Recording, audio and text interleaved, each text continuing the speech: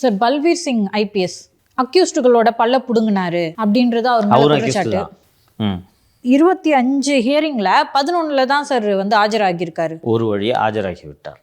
நீங்கள் நன்றாக கவனித்து பார்த்தீர்கள் என்றால், குறிப்பாக நான் மீண்டும் ஒரு முறை அந்த செய்தியாளரை பாராட்டுவதில் தவறில்லை என்று நினைக்கிறேன். நெல்லையை சேர்ந்த இந்தியன் எக்ஸ்பிரஸ் ரிப்போர்ட்டர் திரு தினகரன் ராஜாமணி என்ற அந்த செய்தியாளர் தொடர்ந்து இந்த கேஸை மானிட்டர் பண்ணிகிட்ருக்காரு. இது ஒரு கன்சிஸ்டன்சி வேணும். 2 வாட்டி நியூஸ் போடுவாங்க, அதுக்கு அடுத்து அதை விட்டுட்டு கடந்து போயிடுவாங்க. மக்கள் கவனத்திலிருந்து அது சென்றதும் அந்த வழக்கம் நீர்த்து போய்விடும்.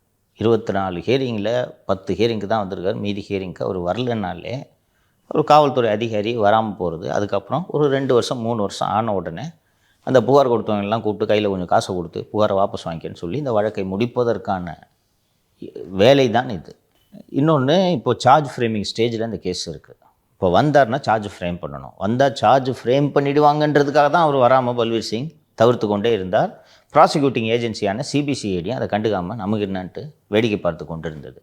தொடர்ந்து இந்தியன் எக்ஸ்பிரஸ் நாளேட்டில் செய்தி வந்தது. இந்த செய்தியாளர் திரு தினகரன் அவர்கள் இது தொடர்ந்து பர்சியூ பண்ணிகிட்டு இருந்ததுனால தான் வேறு வழியில்லாமல் பல்வீர் சிங் இன்று நேற்று வந்து நீதிமன்றத்தில் ஆஜராயிருக்கிறார். ஒரு ஊடகம் எப்படி செயல்பட வேண்டும் என்பதற்கு இதெல்லாம் ஒரு உதாரணம். கன்சிஸ்டண்ட்டாக இந்த இந்தியன் எக்ஸ்பிரஸில் மட்டும் இதை தொடர்ந்து பர்சியூ பண்ணாமல் இருந்திருந்தால் இந்த கேஸு முடியவே முடியாது. நிச்சயமாக பல்வீர் சிங் தப்பிச்சிருப்பார். 2023 டிசம்பர் 13 போடப்பட்ட வழக்கு இன்னும் சார்ஜ் ஃப்ரேம் பண்ணல. அப்போ எந்த அளவுக்கு இந்த சிஸ்டம் வந்து பல்வீர் சிங் என்ற ஐபிஎஸ் அதிகாரியை காப்பாற்றுவதற்கு முயற்சி செய்கிறது என்பதை இதிலிருந்து புரிந்து கொள்ளலாம். இனிமேலாவது இன்னும் நேற்று கூட சார்ஜஸ் ஃப்ரேம் பண்ணதாக ஒன்றும் அந்த இண்டிகேஷன் இல்லை. இனிமேலாவது இது பர்சியூ பண்ணணும். இதுதான் ஊடகங்களின் வேலை. சார், தேனியில் அந்த கல்குவாரிக்கு எதிராக போராடிய சசிகுமார் அப்படின்ற ஒருத்தரை வந்து வாங்க பேச்சுவார்த்தைக்கு வாங்க அப்படின்னு சொல்லிட்டு கூட்டு போச்சு கழுத்தில் சொல்லிட்டாங்களாம் சார். சார், நேற்று அது நடந்திருக்கு சார். அது மட்டும் இல்லாமல் ஒரு 10 பேர் மீது எஃப்ஐஆர் போட்டிருக்கதா செய்தி வந்திருக்கு சார். கைது செய்யப்பட்டிருக்கிறார்கள். எஃப்ஐஆர் போட்டிருக்காங்க தான் செய்தி வந்திருக்கு. அரெஸ்ட் பண்ணிவிடுவாங்க என்று நாம் புரிந்து கொள்ளலாம். சசி என்கிற சசிகுமார் என்பவர் ஒரு 2 வீலர் மெக்கானிக்காகவும் இருக்கார். தமிழ் தேசிய ஃபார்வர்ட் பிளாக் என்ற ஒரு அமைப்பில் இருக்கிறார். தொடர்ந்து கல்குவாரிகளுக்கு எதிராக அந்த கனிம வளத்துறை, சுற்றுச்சூழல் பாதுகாப்பு துறை, மாசு கட்டுப்பாட்டு வாரியம், இது போன்ற துறைகளுக்கெல்லாம் தொடர்ந்து புகார் அளிப்பவராகவும் அவர் இருந்து வருகிறார். உள்ளூர் மக்களை எல்லாம் திரட்டி கேரளாவுக்கு கற்களும் கனிமங்களும் கடத்தி செல்லப்படும் போது அந்த லாரிகளை மறிப்பது உள்ளிட்ட போராட்டங்களிலும் இவர் ஈடுபட்டிருக்கிறார்.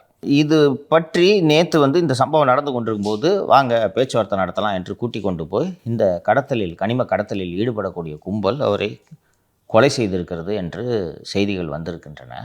இல்லை, நாம் பார்க்க வேண்டியது, தொடர்ந்து ஆக்டிவிஸ்ட்டுகள் கொல்லப்படுவது வந்து ஒரு தமிழகத்தில் ஒரு வாடிக்கையாக நடந்து கொண்டிருக்கிறது என்பதை பார்ப்போம். இந்த ஜகபர் அலி என்ற ஒருவரை அவர் தானே லாரி ஏற்றி கொண்டாங்க. அதற்கு முன்பு ஒரு சப் இன்ஸ்பெக்டர் ஒருத்தர் ஜாகிர் ஹுசேன் வீடியோ வெளியிட்டு இறந்ததையெல்லாம் நாம் பார்க்குறோம்.